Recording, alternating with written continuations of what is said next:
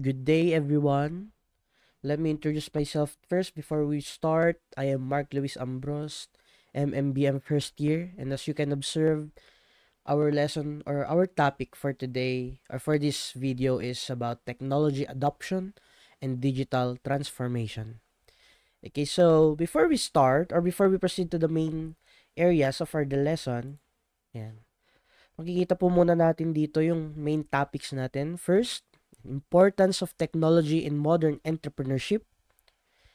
Second, what are the different strategies for adopting and implementing those digital tools? And of course, the last one, overcoming challenges in technological adoption. Ayan. Ayan. Before we dig deeper, okay, let us know first the difference between digital adoption versus digital transformation kasi by its terms, using its terms, digital adoption and digital transformation somehow para silang parehas but there's actually a difference. Okay, as we can see here, sabi dito, digital adoption is an aspect of digital transformation. So digital adoption is just a part of digital transformation. Okay, that is concerned with understanding how to use the tools necessary for the transformation. How about digital transformation? Digital transformation, a broader orientation towards replacing manual or legacy systems with new digital tools that better suit the evolving and modern life and business. So meaning, digital adoption only talks about how we users or paano magagamitin ng mga users or yung magiging employees ng isang organization kung paano nila gamitin yung mga digital tools. Okay? Kung paano nila i-adopt or i-integrate sa kanilang sistema.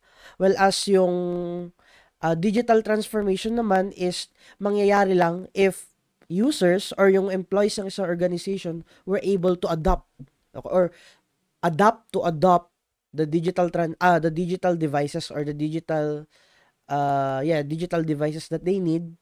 Only if they were able to do that, doon na nagkakaroon ng digital transformation. And digital transformation is the transition from doing manual or traditional systems into better and newer systems, which is of course yung digital tools na meron tayo. Again, digital adaptation is just how the users are going to adopt the digital tools, but digital transformation is the transition, okay, of using manual or traditional devices into the more advanced ones. Okay? Okay, so let us now advance to the very first part of the topic, which is the very importance of technology and modern entrepreneurship. Of course, with all the technologies that we have now, okay, bakit kaya marami sa mga technologies or marami sa mga companies natin ngayon is hindi na-reach yung mga potentials na meron sila, or bakit kaya yung mga maraming companies ay nawawala na lang bigla sa eksena. Okay? One reason is that most or some of these organizations or companies were not able to transition, okay, from traditional to the newer ones because um sometimes companies or organizations prefer to stick to traditional systems or kung ano yung mga nakagawian nila. So, in this part, we will see kung gaano ba kaimportante yung pag-adapt or yung paggamit ng technology sa modern entrepreneurship. Okay? So, ayan. First, of course, first of the importance of adopting or using technology in entrepreneurship is of course enhancing efficiency and productivity. Okay, when we say efficiency, this is doing things as fast as possibly, but of course effective at the same time. Okay, the same with productivity. So first, technology enables automation of routine tasks like improving efficiency. Ayan. Some examples here that we have is using automated emails for marketing. Okay? Sa mga gumagamit ng phones, not just emails actually, lahat tayo most of the time nakakakuha tayo ng mga automated text or emails na kung saan hindi naman tao yung nagsasend sa atin ng mga messages na yun. But these are already automated or automatic nang nagsasend sa atin sa mga devices natin, just like advertisements. Ayan. Meron din tayong chatbot for customer support. Okay, to lessen human effort, to lessen yung mga to lessen humans actually chatting with customers, meron na tayong chatbot with um with meron na silang mga responses na naka-enable for the customers.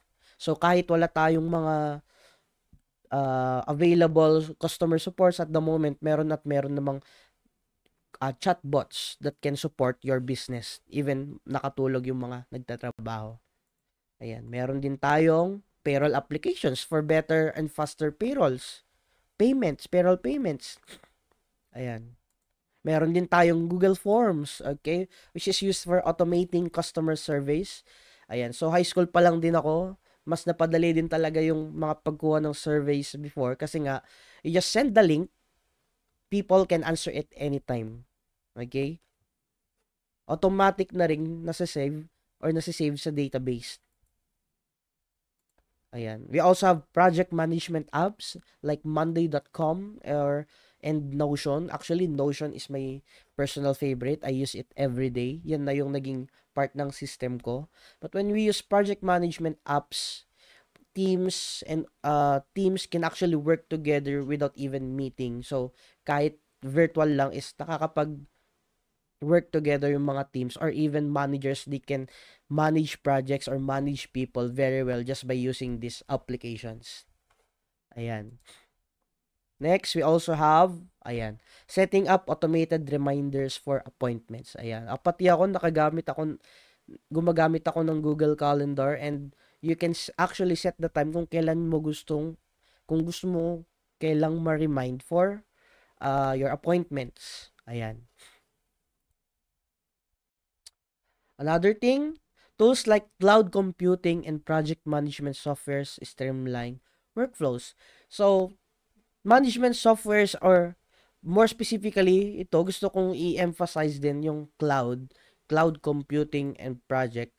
Okay, these are actually tools that you can use wherein automatic nang masisave yung mga data or yung mga products nyo without just by connecting to the internet.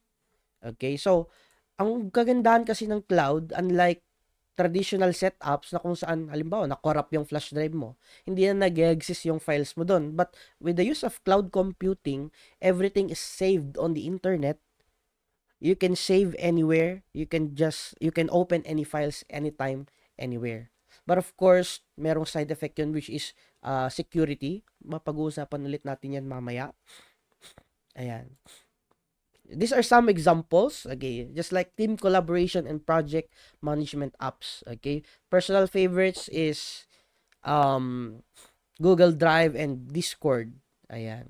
And of course, sa ating subject, gumagamit din tayo ng Google Teams, although hindi natin siya masyadong nagagamit kasi nga sometimes people prefer more convenient applications. Kaya nga sikat na sikat si Messenger sa atin dito sa Pilipinas kasi napakadali. Ayan. Meron din tayong storing and sharing files through cloud services. Ito na po yung sinasabi ko kanina. Kaya namamatay na yung yung paggamit ng mga storage devices like external hard drives, flash drives. People can now save virtually or can just send their files or save their files over the internet and then access it anytime, anywhere. Personally, my favorite here is Google Drive because some of these applications are actually limiting the speed of your upload and download para you avail their premium. Pero si Google Drive, sa premium, kapag in-avail mo yung premium niya is it will just increase the storage. But when it comes to speed, I think Google Drive is the fastest. Ayan. Meron din tayong Google Meet and Google Zoom. This is not for storing and sharing, but actually for meeting virtually or talking with your team virtually. Okay? Ayan. Another way of enhancing productivity is the automation is reducing human errors, which actually saves valuable time.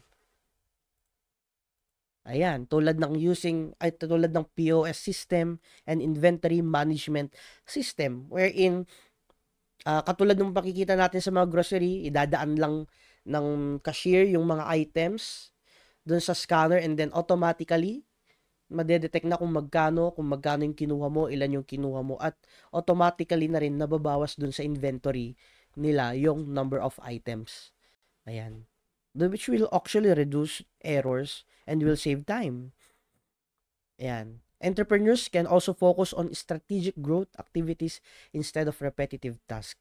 This is also one of the main reasons bakit nga patuloy tayong nag-evolve when it comes to technology is because people wanna save time. They wanna disable or they wanna remove repetitive tasks using technology. Okay, if wala mang technology, people actually hire other people to do this repetitive task. So entrepreneurs can actually focus on more important things rather than wasting their time on repetitive tasks. Ayan. So, developing business strategies while automated tools handle marketing analytics. Okay, exactly. Networking with clients while billing systems manage invoices automatically. Another example.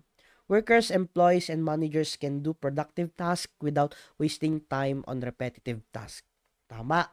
Okay? Ayan. So, sabi dito, technology enhances efficiency and productivity in entrepreneurship by automating routine tasks and streamlining workflows. So, yung mga routine task natin, tuloy-tuloy lang nang walang disturbo. Okay, tools like automation, cloud computing, and project management software reduces errors, which is actually good, which will save time and enable businesses to focus on strategic growth rather than doing the same things over and over again, which will make them stay competitive and profitable in a shorter amount of time. And of course, less effort. Okay? Ayan. Number 2, expanding reach and customer base. Of course, as a businessman or as an entrepreneur, scaling your business or making it bigger is one of the biggest challenges and of course, one of the biggest steps para ma-reach natin yung goal. Kasi if you're planning to have a business na that will stay the same or yung laki niya or hindi siya nag-expand over there, so okay lang naman yun. Okay, walang problema kasi meron nga tayong mga businessman or mga naghahanap buhay na gusto lang na ganun. They balance their life kung sa mga gusto nilang gawin at they only do business, of course, to have daily incomes. But if you are someone who is actually aiming to expand or reach higher heights, of course, you need to expand your customer base. Okay? Ayan. So, technology allows entrepreneurs to reach new markets and customers globally without physical presence. Ayan. With the help of the internet, with the help of your phones, with the technological advancements, new markets, okay, can reach customers globally or businesses can reach people globally kahit nasa bahay ka lang. You just post your items on the internet, post your items on Shopee.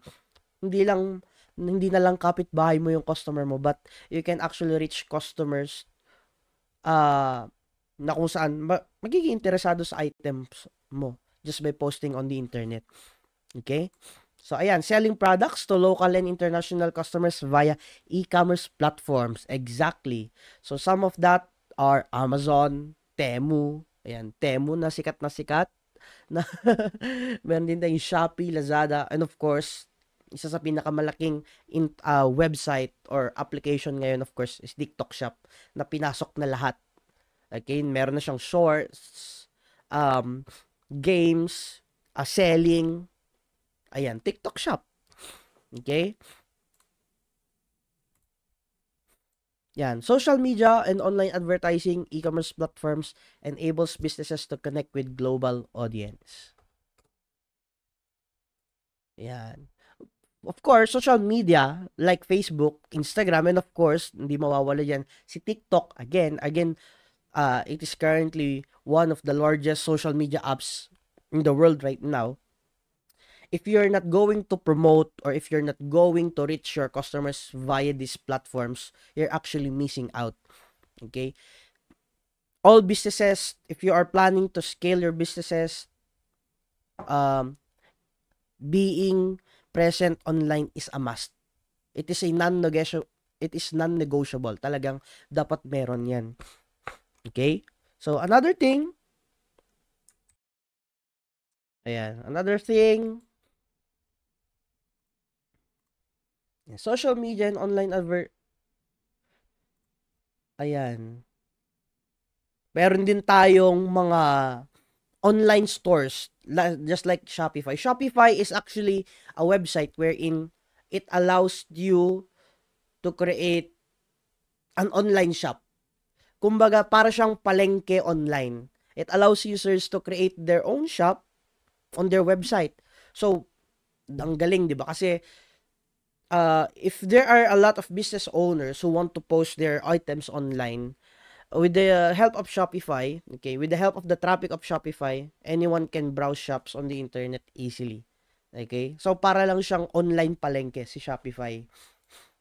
Okay, meron din tayong, small businesses can compete on a level playing field with larger companies. Exactly. Ito na yung sinasabi ko. Sa internet, it doesn't matter if you are a big business or a small business. Kasi, pare-parehas lang na tao or pare-parehas lang kayo ng target or natatarget sa internet kasi pare-parehas naman kayo nakikita sa internet. That is why it doesn't matter if you are small enough or big enough. Pare-parehas lang na nakikita kayo sa Facebook, sa Instagram. So, ibig sabihin, kahit maliit kang business owner, if you are actually utilizing the use of Facebook or social media apps, panalo ka. You are on par, not in profit, you're on par when it comes to marketing sa mga big businesses. Okay? Ikaw na lang bahala kung paano mo palalawakin or paano mas makikita yung mga post mo. Okay? Ayan. Yan. Some examples, small fashion brand showcasing products on Pinterest or e-commerce platforms. Other examples again. Ayan. Geographical barriers are broken down, fostering access to international markets. Just like PayPal. PayPal is a finance platform wherein you can pay in any currency. So, pwede mo i-convert peso to dollar, dollar to peso, anything. Okay, PayPal is actually very popular na platform para sa mga nag-online job, work from home, which you can easily convert your money to. Ayun. Okay? Ayan. Entrepreneurs can also collaborate with suppliers, partners, and customers from different countries. Exactly. Kaya dyan papasok si Alibaba, wherein with the use of Alibaba, businesses and product owners or business owners from different countries can actually easily import products from other countries or from China into their country. Easily. Hahanap lang nung magdi-distribute, which is actually very accessible. Marami na ring tutorials na nakakalat sa internet. But, ito yung kinagandahan ng pagkakaroon ng sites or platforms like Alibaba wherein sobrang dali ng pag-aralan kung paano mag-import ng goods. Ayan. Meron din tayong sorry. Ayan. Ito. Fiverr and Upwork are sites wherein you can actually find workers that can do jobs. You can also find employers na naghahanap ng magtatrabaho. So, para lang siyang a site for people looking for jobs.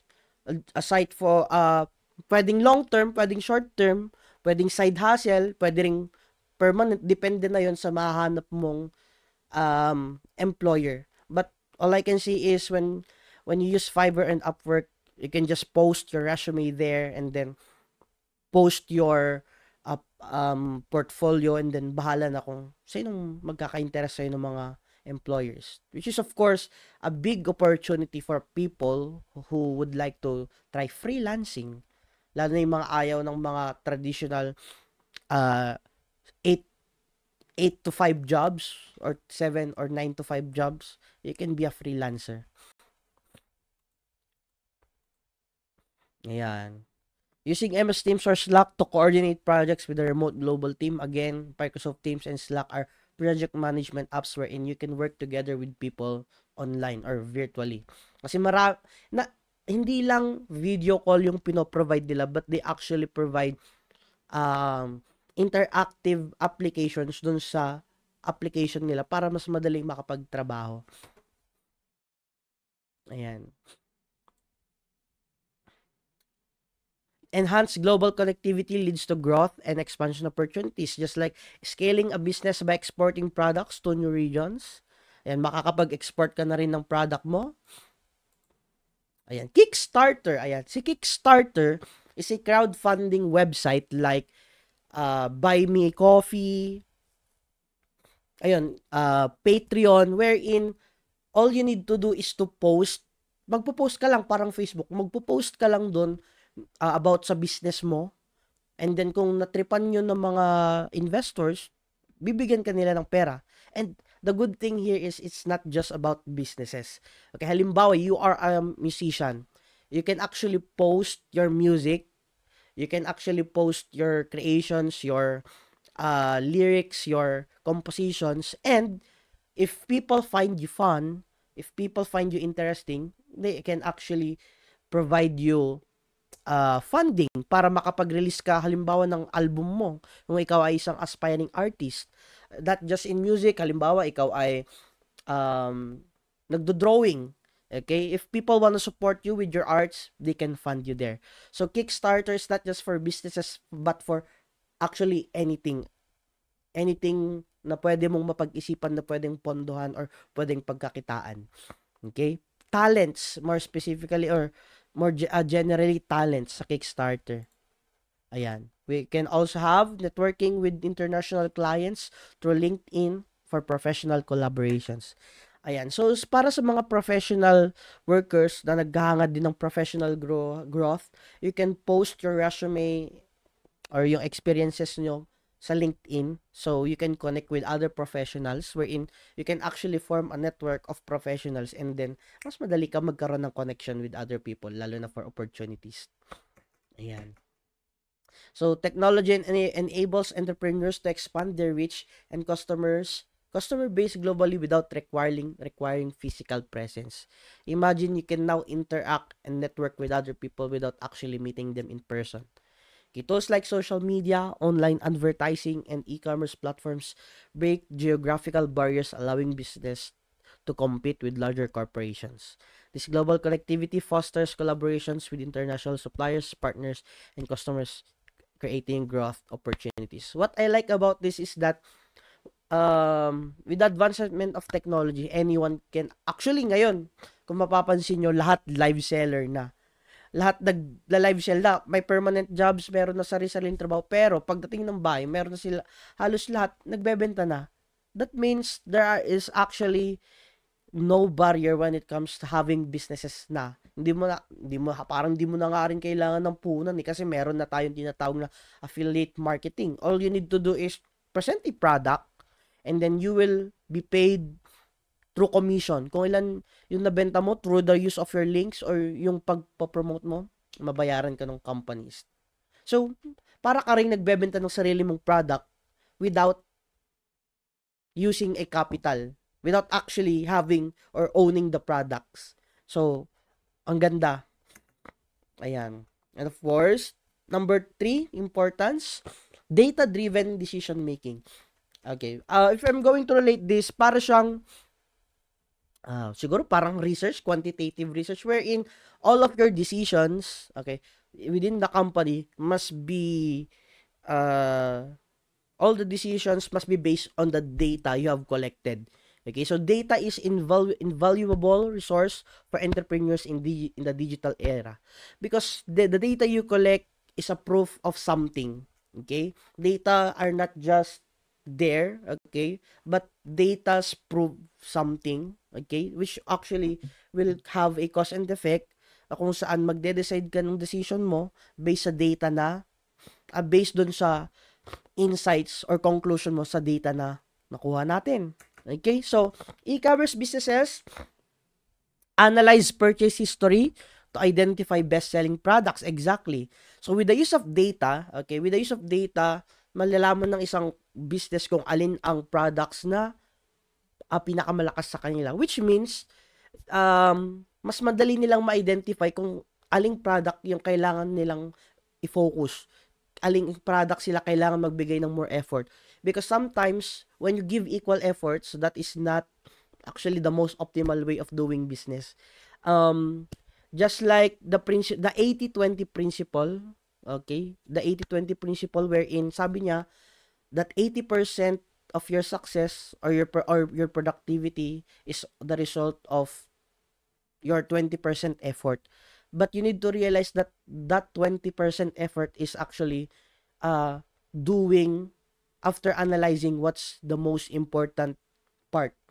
Okay? Ano ba yung pinaka-importanteng aspect ng ginagawa mo? And kapag na-identify mo yung pinaka-importanteng aspect ng ginagawa mo, you just need 20% effort and you will produce 80% productivity or product. Kasi nga, some part of our businesses is actually hindi naman talaga siya ang tawag dito, hindi siya example na lang. Hindi ko ma-explain, but in example, Facebook, okay? Alam naman natin na applications, okay, maraming features sa mga applications, just like Facebook, ang dami-daming pag-set ng pictures, temporary pictures, tagging, mentioning, but all we know is that Facebook, most of the time, ang pinaka nagagamit lang na function nila is to share, to post, and to message. So, ibig sabihin, if you're part of the analytic team of Facebook na nagde-develop, ang aayusin mo or i-improve mo most of the time is yung tatlong part lang na yun, which is the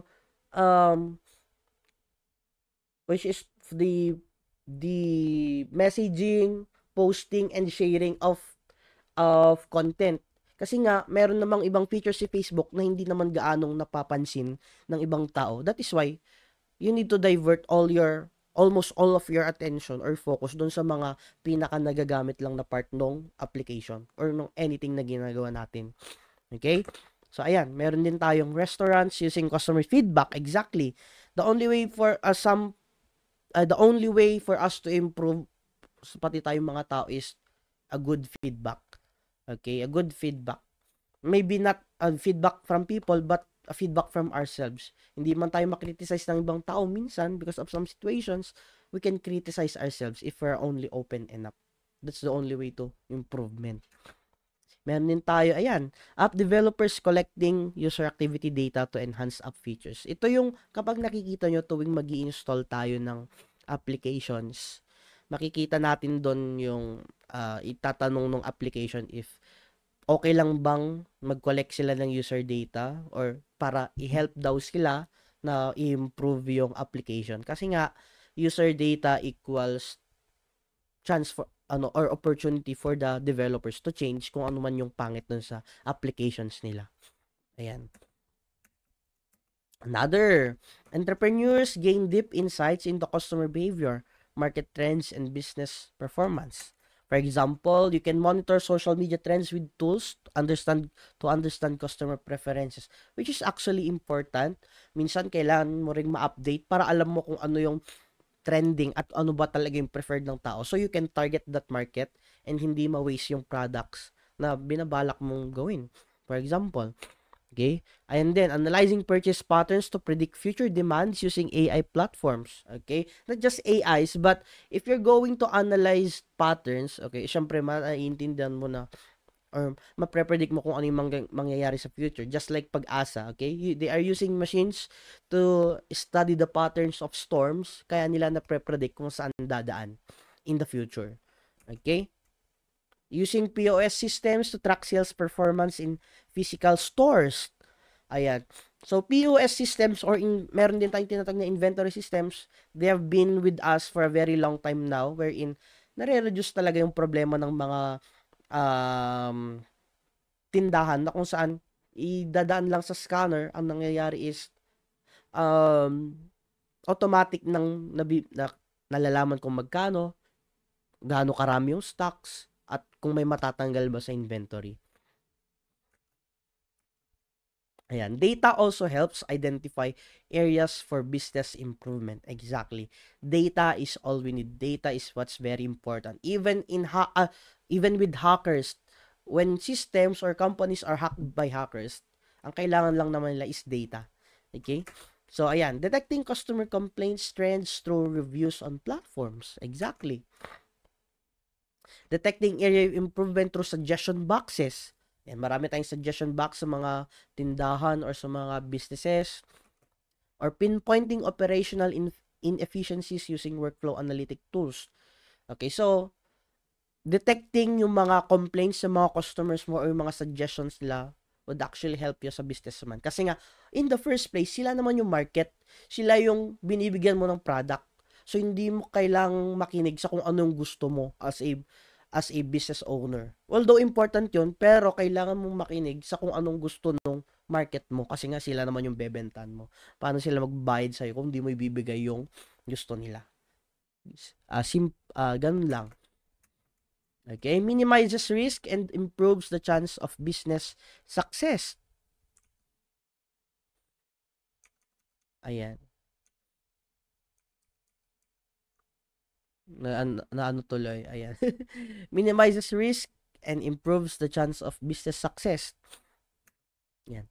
Launching products based on market demand forecast from data analytics tools, reducing advertising spend by targeting the right audience using Facebook Ads Manager, and allows entrepreneurs to apply the 80-20. Ayan, inunahan ko na yung report ko, but allows entrepreneurs to apply the 80-20 principle. Now, you can minimize your risk by actually focusing only on what's the most important part of your business. That's the reality. You cannot actually handle 100% of it. You can, but what you can do is to focus on the top 20%, meaning, in other words, focus on what is actually booming sa business mo.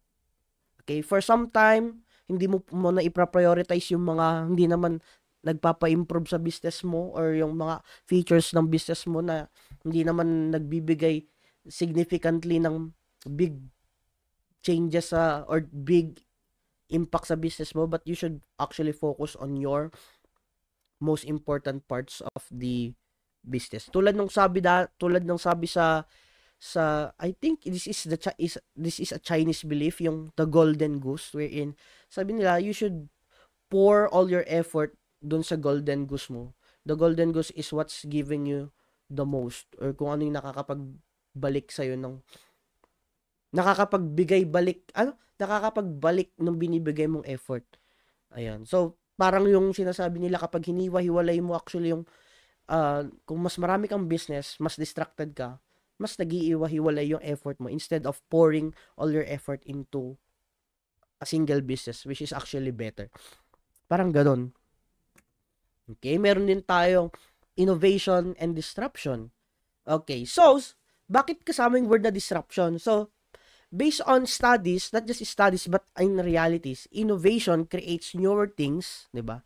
Innovation is our newer things, meaning, if nagkaroon ng bagong bagay, meaning, people may transition to that kasi nga mas maganda siya, and it will disrupt past traditions na kung saan mapapalitan na, kaya madi-disrupt.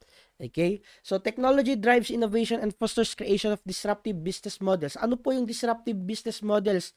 Ito po yung mga business na nawawala na sa uso kasi nga napapalitan na. Examples, ride-hailing apps like Uber disrupting the taxi industry. Dati taxi, ngayon, you just call your Uber. You can even choose drivers, I think. Then, pupuntahan ka na niya. Tapos, di ba? Streaming platforms like Netflix. Okay? Dati, wala pang internet, people would rent CDs, di ba? Kapag hindi narentan pa yung CD mo, hindi mo siya mapapanood. But with the presence now of Netflix, anyone can watch anything, anytime, anywhere, as long as you have an internet connection. Ito rin, automotive technologies and electric vehicles, wherein yung Tesla, founded by Elon Musk, na kung saan binibreak niya, ito na yung disruption na tinatawag, na kung saan possibly mawala na in the future yung gasoline or gasoline station businesses, dahil nga every vehicles in the future would be electric vehicles na charge na lang. Okay? So, those are the kind of technologies that was innovated, okay, na kung saan nagkre-create ng bagong market, and in the long run, it may disrupt yung traditional businesses hanggang sa mawala sila at sila na yung magiging bagong standard. Okay? And of course, kapag nakahanap na naman ng bago, sila na naman yung madi-disrupt. Okay? Ganun lang. Meron din tayo, ayan, emerging technologies like AI, blockchain, and IoT enables entrepreneurs to develop novel products and services. Ayan. AI-powered chatbots providing 24/7 customer service of e-commerce platforms. Okay, meron din tayong blockchain technology enabling secure and transparent transactions for cryptocurrencies. Ito, just a short explanation, yung knowledge ko rin. Sa cryptocurrency kasi is centralized yung kanilang network, meaning merong parang, imagine nila, public ledger, meaning nakikita lahat ng transaction in a public space. Okay, but it is still secure. Okay, but of course, dahil public yung ledger, pwedeng makita ng lahat, it only means na hindi siya pwedeng dayain. So, kapag hindi siya pwedeng dayain, makikita yung mga faults, it means mataas din yung security na makuha mo dun sa mga currency mo or cryptocurrencies na meron ka. Okay? IoT devices revolutionizing home automation. Ang IoT po is Internet of Things, wherein everything is already connected. Every devices are connected to the internet. Number one example, nag-example natin is si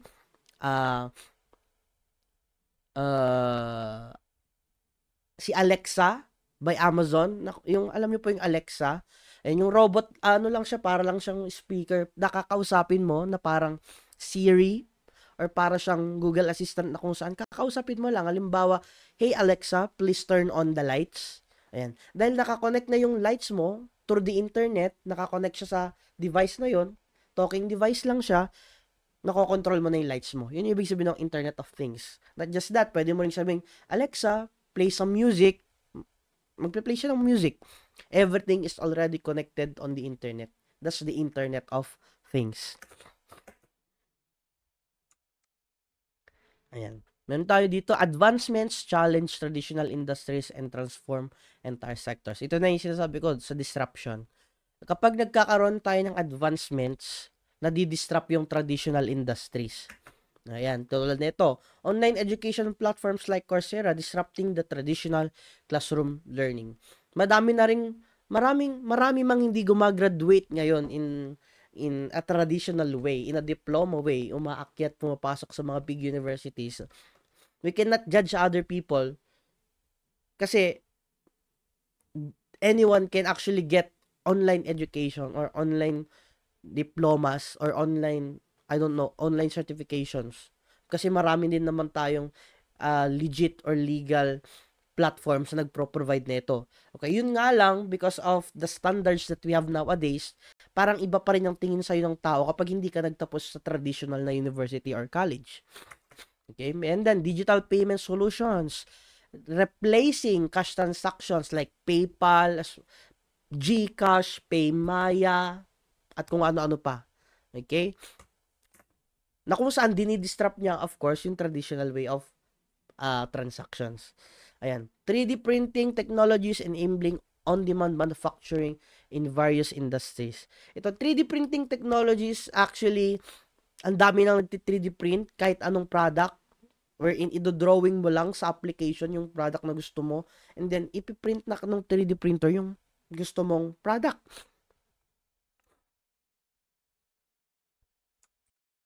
Ayan, meron din tayo next, Technology promotes a culture of innovation and creativity and entrepreneurship.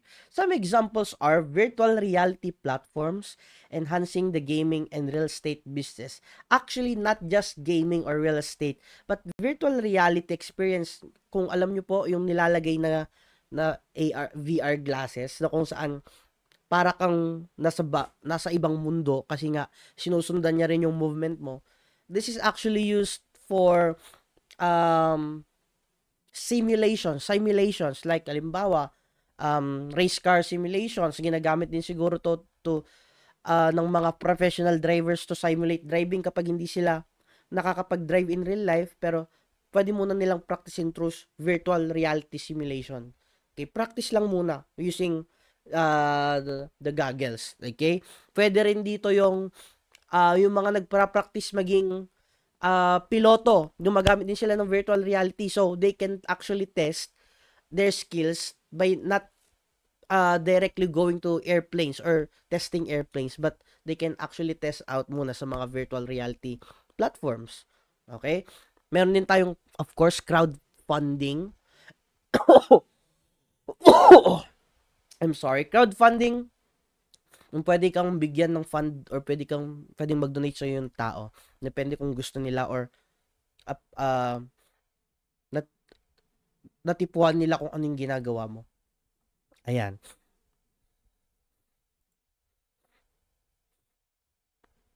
Next, rapid innovation and adaptability are critical for modern business success.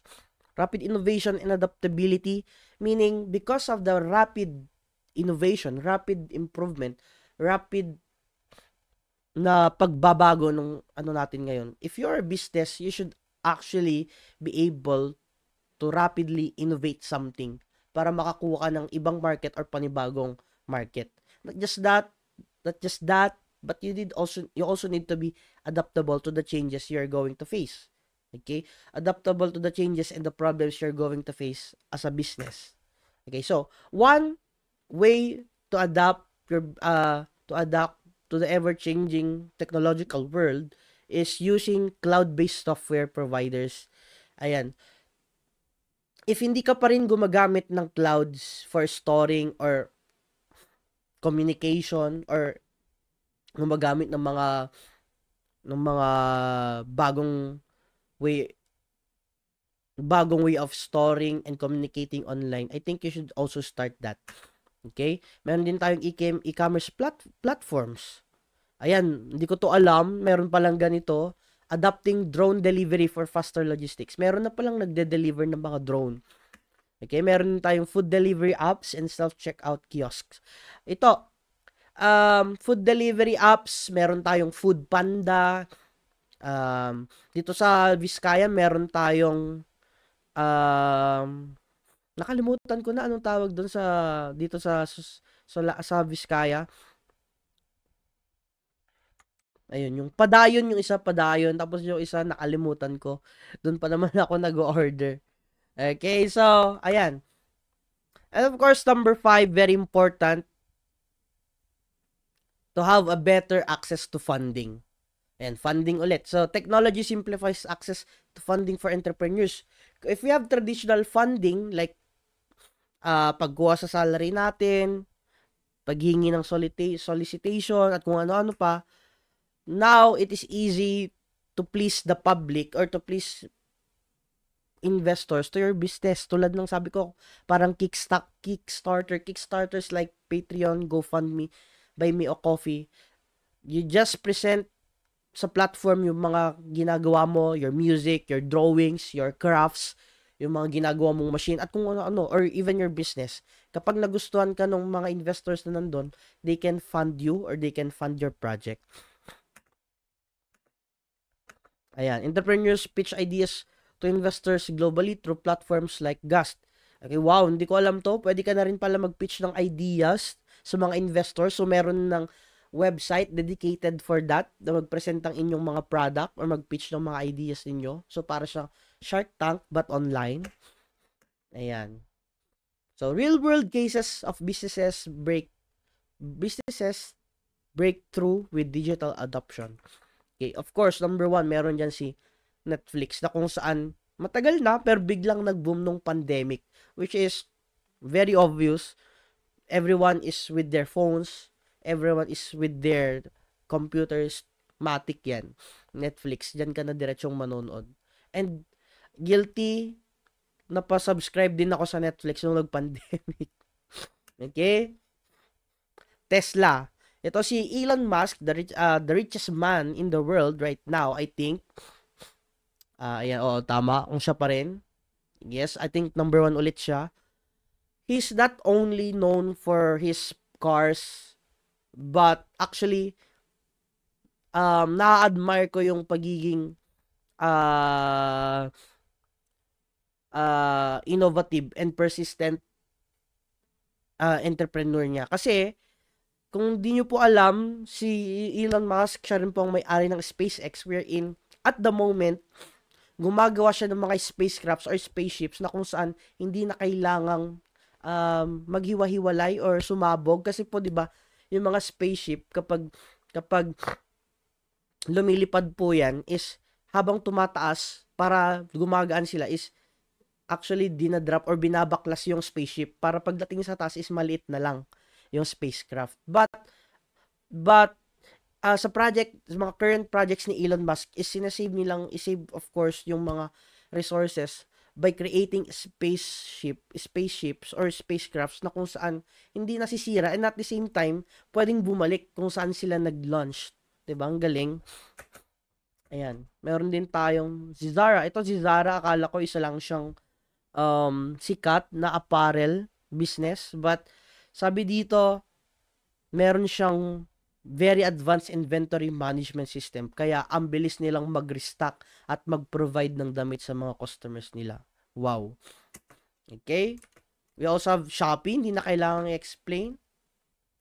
Si Shopee, hindi na lang siya basta platform. Pwede na rin ng pagbebenta. Pwede ka na rin mag-live selling. Pwede ka na rin magbenta even though you're just a normal person. Ayan. Airbnb. Hindi pa ako nakakapunta diyan. Pero what's good here is you can easily find accommodation with your phone or with your apps, with the app. And meron ka nang pwedeng puntahan o tutulugan. 'Di ba? Ayan. Of course, TikTok. Believe ako sa TikTok. Hindi lang siya basta shorts. Okay? So, kung di nyo po alam, back in 2015, meron tayong sikat na apps like Dub Smash or Musical.ly. Doon din sumikat si Main Mendoza, si Yaya Dub. But, ang galing ng innovation ni TikTok. At actually, parang siya ngayon ginagaya halos ng lahat. Si TikTok, ang talagang main form of content niya is shorts. But through time, nagkaroon na rin siya ng long form. Meron na ring live selling. Meron na ring live content. Meron na ring live gaming para sa mga gamers. And of course, hindi siya nagpahuli kay Shopee at iba't ibang e-commerce sites. Naglabas siya ng TikTok Shop. But, hindi lang si TikTok ang nanggaya kasi lahat actually ng mga websites and applications gumaya kay TikTok sa sobrang lakas niya. Examples, si Facebook, nagkaroon ng Facebook Reel. Part of adoption yan kasi short form content is one of the most pinaka nagagamit siyang content nowadays and pinaka-addictive. Kaya halos lahat ngayon short form content ang kino-consume. So, si Facebook nagkaroon ng Reels, si Instagram Reels, YouTube meron na siyang shorts, even Netflix meron na siyang shorts sa application niya. Even si Shopee meron ng shorts contents or reels sa kanyang application na kung saan ang gagawin is kapag nanonood ka ng short contents is binibigyan ka nila ng coins. O di ba ang galing. Meron na naman silang iba't ibang innovation because of what TikTok created. Okay? So ayun, babalik tayo sa question, what is again digital adoption? Okay, it is the process of guiding users, whether customers or employees, to fully embrace and effectively use digital technologies to achieve their goals. Meaning, it is just a way for us or for the users to adapt or to know how to use the digital devices or technologies that we have right now. Okay? So, the importance of digital adoption, okay, meron siyang dalawang level. in an organizational level or sa business level, it will help businesses to stay competitive in a fast-paced technological environment. Requires adopting SaaS tools and ensuring employees can use them fully to gain ROI. So, dahil nga mabilis nag-iiba, mabilis mag-iba ang trend, mabilis mag-develop yung meron tayo ngayon, kapag hindi ka sasabay, mahuhuli ka talaga. And of course, meron tayong customer level. Okay? Helping users understand and leverage products value, boost retention, minimizing user churn. So, sa customer level, with the help of digital adoption, and sa customer level, when it comes to digital adoption, it helps your customers to analyze or realize kung gaano ba talaga ka-valuable or ka-importante sa kanila yung product. Dahil kapag hindi mo natulungan yung customers mong ma-realize yung importance ng isang product or yung value nila, there's no way for them to buy something na they cannot find value from. Kung walang value, bakit mo kukunin? Okay? So, ayan. So, after the importance, let us now proceed to the different strategies in adopting and implementing the digital tools or digital adaptation in a business. Okay, so what are these strategies, no? Ayan. So, unang-una, to build a strategy in anything, not just businesses, the very important part of anything or doing something is having a framework. Okay? Ayan. So, I have research here.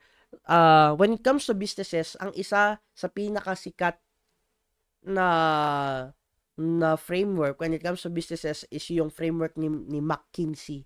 Okay? Si McKinsey, yung may-ari ng McKinsey & Company, isa sa Big 3. Okay? Siya yung pinakamalaking global management consulting firm sa buong mundo. Okay? The largest consulting firm in the world. So, based on the base sa sinabi ng largest consulting firm in the world, sabi dito, yung isa sa mga framework na ginagamit nila is the 7S framework, which is ito. Ayan, meron tayong structure, strategy, systems, skills, staff, and style, and nasa gitna is shared values. So, these are the different key elements of an organization. And ang sabi dito, na ang magiging dahilan or yung magko-connect sa lahat ng mga key elements na yan is actually shared values. Okay? Meaning, kung yung goal at pinaniniwala ng isang company, okay, kapag pinaniniwalaan din yun ng employees at pinaniniwalaan yun at yun yung behind sa mga activity or behind sa mga intention ng mga nagtatrabaho sa isang company, they will move together into a goal. Kasi nga shared values. When you share something openly, nang hindi labag sa loob mo, you can work towards something peacefully. Okay? Or in an optimal way, nang walang disturbance. So, sabi dito sa 7S framework, the most effective way to run actually a business is having the same goal, having the same values with someone. So, I think the relationship it is showing is the relationship between employees and employers. So, parang, if employees have shared values with their employers and vice versa, the company will run smooth. Not just in running the company, but also in transforming it digitally or during the digital transformation of a company. Okay? Aside from the 7S framework, meron din dito yung McKinsey's 4Ds of digital transformation, which is binubuo ng 4. Okay? First phase, una daw, develop a business strategy. Of course, una sa lahat, you should discover muna kung ano yung pwedeng maging o yung mga possibilities ng business mo na aligned sa goals ng business mo. Kasi hindi ka naman pwedeng mag-develop ng business strategy na hindi naman pala naka-align sa kung ano yung ginagawa ng isang business. So, ba't ka gagawa ng strategy na hindi naman angkop dun sa business mo? So, that is, you discover. Okay, next is to design. After discovering what you need, now you need to create your framework or create and prototype the experiences that focus on the customer journey. You design the flow or the framework of your digital transformation or your business that is actually prioritizing the journey of your customer, or prioritizing the needs of your customers. Your business design must be related or must be aligned with the needs of your customers. Okay? Of course, meron tayong develop a network of partners to help scale rapidly. Okay? So, it refers to your connections na kung saan scaling a business or improving or making a business bigger is not just designed as an individual work. Okay? You actually need partners. You need to network with people na kung saan susupport sa'yo and actually sharing the same goal with you. Okay? Siyempre. And of course, the risk. Okay? Structure the reinvention process to minimize risk. So, after discovering, designing, and delivering, of course, hindi naman agad-agad tapos kagad yung mga process na yan. Meron ka pang analyzation, discovering kung ano yung mga hindi tama sa ginawa mo, discovering yung mga improvement. Of course, discovering improvements, discovering some risks dun sa past plan mo, you should know that, then apply it to your new plan in order to de-risk, meaning you will minimize risk, you will mitigate the risk by studying and reinventing at the same time. You study, you plan, you implement, you assess and evaluate, and then change. That is actually the loop cycle of anything we do, not just in businesses, pati sa pag-aaral, pati sa paggawa ng kung ano-ano ng bagay sa mundo. Mauuna dyan yung planning, doing, assessing, and then developing. Okay? Then, the loop continues. Okay? So, ayun. Tanong, what makes a good digital transformation framework? Okay, so next part, what makes a good digital transformation framework?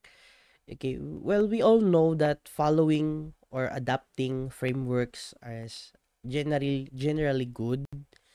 Okay, kasi these frameworks are already proven or meron ng mga businesses na nag-apply nito and they found it effective. But why is it important for businesses to actually create their own framework? Una sa lahat, syempre, creating your own framework means you are contextualizing and localizing the framework based on the needs or the actual needs of your business, based on your goals or based on the values that values aligned to your business. Okay, so let us proceed. Unang-una sa lahat, first part of your framework is dapat a business or an organization must have a clear vision and objective. Okay? Alignment with the business goals. The framework should start with a clear vision that aligns with the company's overall strategy and objective.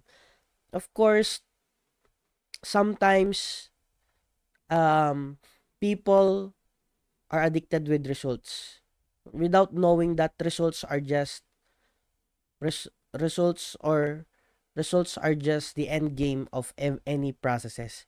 So when you state a vision or an objective, you make sure that this vision and objectives is actually aligned to what you want to achieve, or the processes are actually aligned to your vision, or the objectives or the missions you're going to do is aligned to the vision you are seeing for your business. Second one, measurable outcomes. One issue with outcomes or setting goals, setting outcomes is impossibility. Meaning, minsan, sa sobrang gusto natin, minsan nagsiset tayo ng goals dahil nga gusto nating makamit, di ba? Nagsiset tayo ng goals na hindi naman siya realistic. Well, in return, in the future, kapag hindi mo siya na reach, will sometimes cause someone to feel discouraged or it will cause disappointment. One way of encouraging a business or an entrepreneur to actually scale or proceed or continually improve his business is setting measurable outcomes or easy outcomes lang na madali mong marating, and then that would eventually create or encourage, because nga nakapag-set na siya ng that those small wins would actually set you to prepare for your next goal. Okay? It is a battle of psychology talaga most of the time. Okay? Bakit baliktad yung ano ko? Pero ayan. Okay? You also need to assess your business comprehensively. Okay? Before you proceed with the development or the transition or the digital adoption, you must first analyze the current state of your business. So, conduct a thorough assessment of the current digital capabilities of your business. By knowing what your business needs or the gap that your business needs, dun ka lang makakapag-set ng kung ano talaga yung kailangan ng business mo. Because if you don't do an analysis or do a gap analysis, you will eventually end up with setting goals or getting equipments that is, in the end, hindi naman pala siya aligned sa kung ano lang yung kailangan mo, which will end up which will make you have more cost doon sa intended cost lang talaga, which is you need to analyze first kung ano yung kailangan ng company or organization. Okay? Of course, meron tayo ditong strategic roadmap wherein ilalagay mo dito so parang meron kang scaffolding, step by step process kung ano yung goals or yung mga ang tawag dito, specific timeline or points kung ano yung mga dapat mong ma-reach na goal at that time period. So, in education, if I'm going to relate it in education, meron po tayong tinatawag na curriculum map sa education wherein ito yung mga sets of lessons, sets of competencies na kailangan mong ma-reach within a period of time. So, when it comes to strategic roadmap, you will strategize kung ano yung mga goals or yung mga kailangan mong makuha in a specific period of time. So, one example is halimbawa, first week of January, makapag-plan. By the first week of February, dapat ma-apply mo na yung first step of your plan. At the end of March, dapat natapos mo na yung first plan mo. Parang ganon. That is just some basic roadmap. Roadmaps come in different forms, but that's how you implement roadmaps. Okay? Just a general view of the process of your transition or your business plan. Okay? We also have technology integration.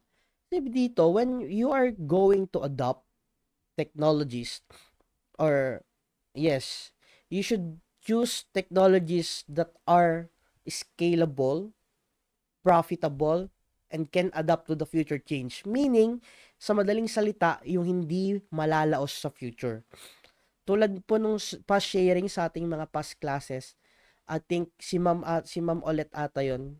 One tip daw sa kanya ng tatay niya, if not mistaken, is kung anong klaseng business yung ay tip para sa mga business naghahangad ng business is to choose a business na hindi malalaos in the future, which is actually a good idea.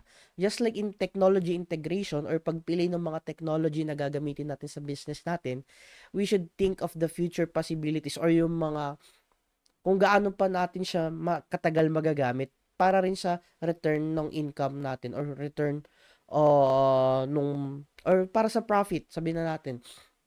Okay, kasi nga how can you utilize something if just next year, the following year, and in the next 2 years is hindi mo pala siya magagamit ng ganun katagal or ma-optimize ng ganun katagal yung technology na pag-iinvestan mo. So, malulugi ka doon. Okay?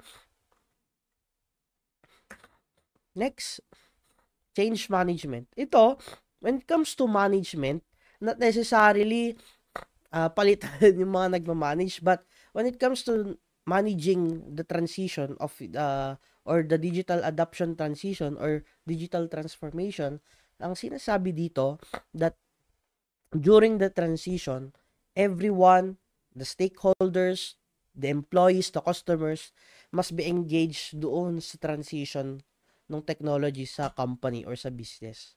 Why? Because it will help them transition with you. Hindi yung biglaan lang nilang malalaman na may transition na palang nangyayari, which is, may kagugulat nila yon. In a way na, when you actually let your stakeholders, customers, adjust with you, they can actually help you give suggestions during the transition process. Diyan na papasok yung assessment part na kung saan while doing the transition is merong nakakapagbigay ng feedback. Which is of course, may karapatang magbigay ng feedback yung mga stakeholders or yung mga involved mismo sa business. Meron din diyang training and support, which is while involving your stakeholders, you should give them trainings and support para ma-adapt din nila yung mga kailangan nilang ma-adapt. Okay? They need, or everyone needs to adapt in order to adopt. Ayan. Okay? And of course, governance and leadership.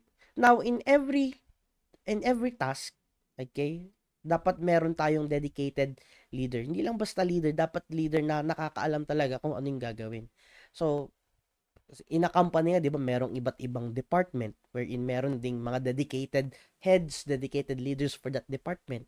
So, when it comes to digital transformation or the transition or digitalization of businesses, dapat meron tayong different department or a dedicated leader that would lead the operations when it comes to the transition. Okay?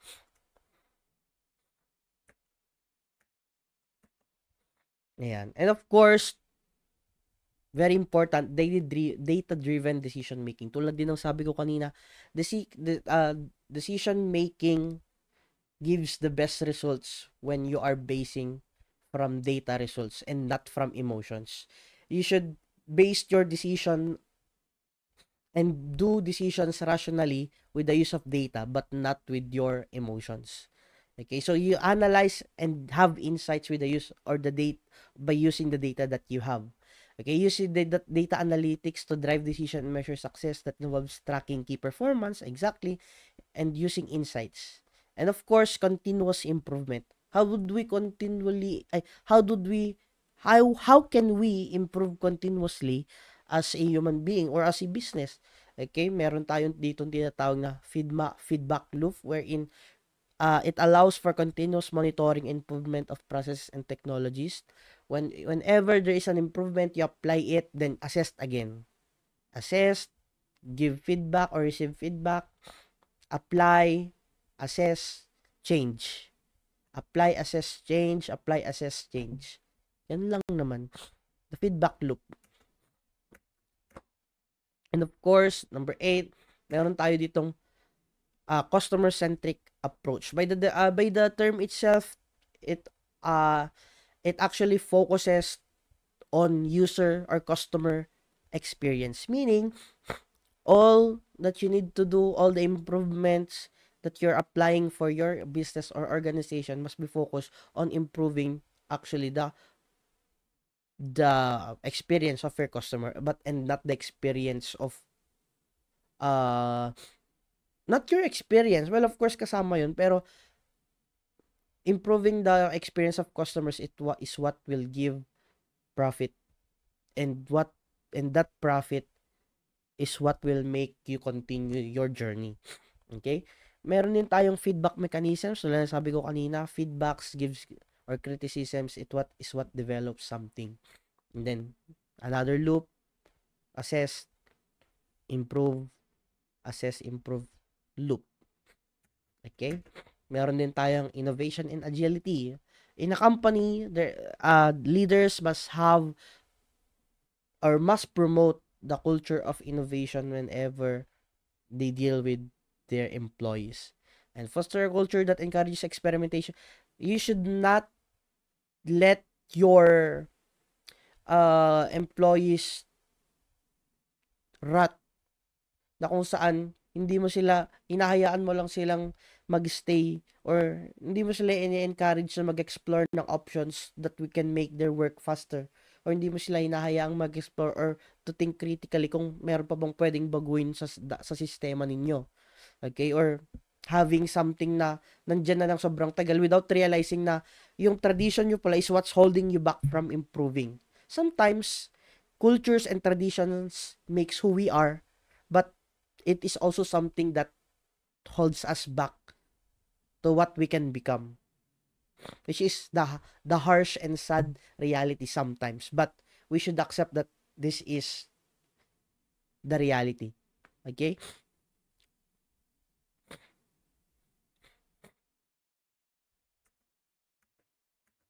Ayan. And of course, sustainable practices, long-term perspective, and social responsibility. Long-term perspective, it ensures that the digital transformation framework considers long-term sustainability. Again, all plans must be prepared for the long term. Okay? Parang sa profit, your business will never boom, will never its reach is if its potential if you're only prioritizing profits on the short term. Okay? The key term here is scalability. Okay? You should think of the scaling possibilities of your business whenever you gain profit, and your plans must be related always, or your plans must always involve on what can make your business last longer or stay in the market longer. Okay? Meron din tayo environmental and social responsibility.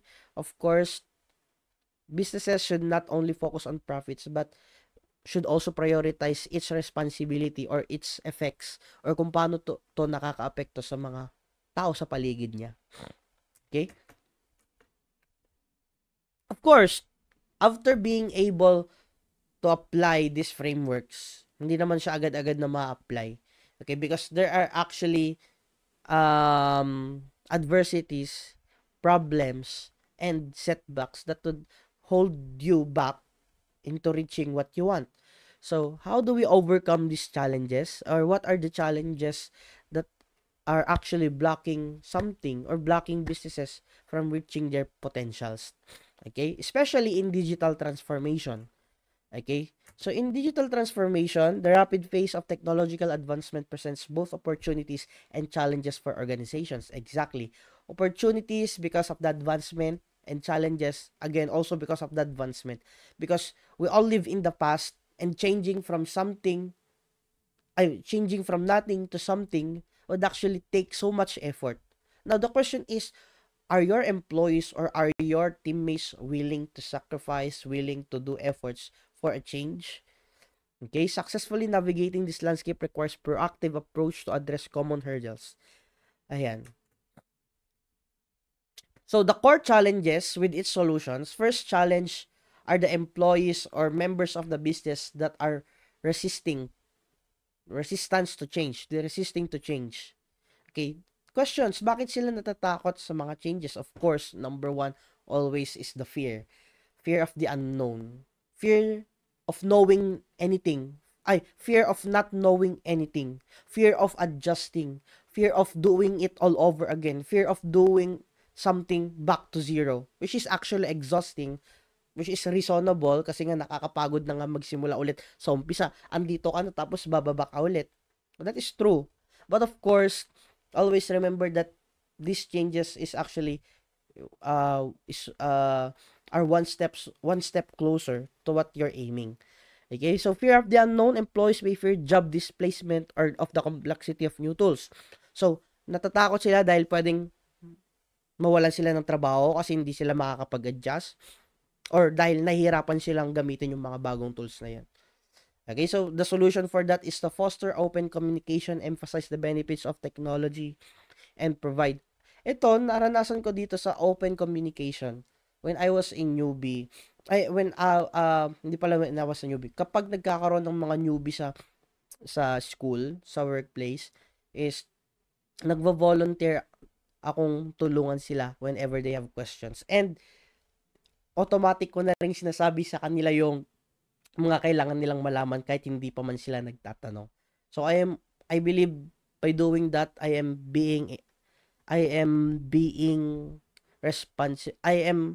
becoming or being a responsible coworker, 'di ba? Kasi ganun lang naman 'yun eh. Tulad ng kasabihan na nakikita ko sa Facebook, be the boss that you never had. Parang ganun ba yun? Parang ganun. Okay? Minsan, di mo naman kailangang hintayin sila magtanong. Kailangan mo lang din gumalaw. Yun yung proactiveness na tinatawag. Doing something without being told. Ayan. So, emphasize the benefits. Ayan. When you emphasize minsan kasi nakaka-discourage gumamit ng new gadgets or ng technology kapag, lalo na kapag yung mga mas nakatatanda is hindi naman nila makita yung potential na mas madali siyang gamitin or mas nakakatulong siya.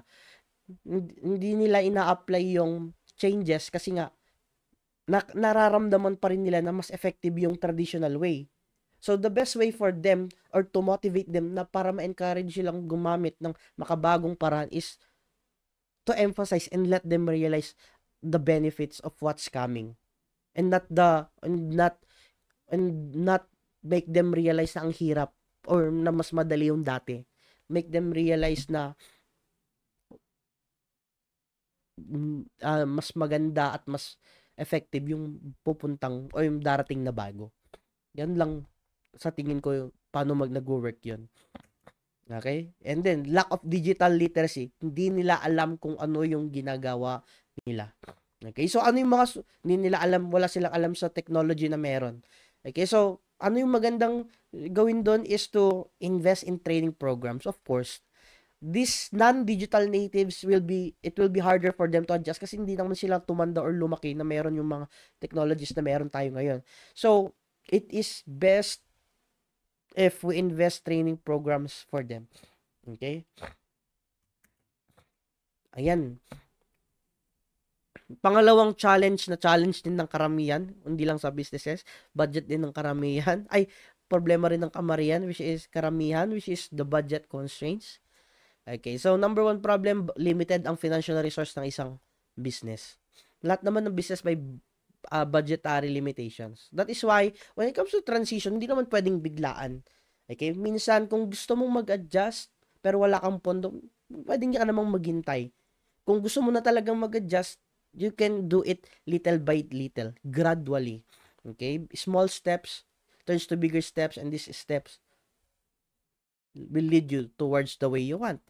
Okay? So, if you have limited financial resources, some solutions suggested here is to prioritize technology investment based on strategic goals. Consider cost-effective options like cloud-based solutions and open source software. Exactly. If you have budget constraints or problems, there are always technologies that are free, applications that are free, na kayang tapatan yung mga premium at may bayad. Okay? Or, minsan, baka masyado ka lang nagfo-focus sa transition or sa development na hindi mo nakikita, hindi mo naman pala kailangan ng isang gadget or technology na pwede ka pa rin palang mag-evolve even without the specific apps na nakikita mo or na gusto mong i-apply. Maybe, ino-overlook mo lang or na-overlook mo kaya hindi mo nakikita na pwede ka palang mag-consider ng ibang option. Just like open source software. Open source meaning these are softwares that are free, not just free but can actually be modified or edited. Example of open source software is Android. So si Android is the competitor of iOS. Ang pinagkaiba nila ni iOS, si Android kasi is open source, meaning it is open to the public, meaning the public can get its source code, they can modify it, and then create it as their own. So, tulad ni Android, meron na rin iba't ibang companies na kumukuha ng Android para i-develop nila at gawin nilang sa kanila. Okay? Kaya nga ang daming Android phones. Okay? But unlike iOS, wherein ang nagmamay-ari lang si Apple, mapapansin nyo, ang nagmamay-ari lang ang mga phone lang na may iOS are Apple phones. Kasi nga, they are not open source software, meaning hindi sila free. Sila lang gumagamit. Okay? Or minsan, difficulty in justifying cost.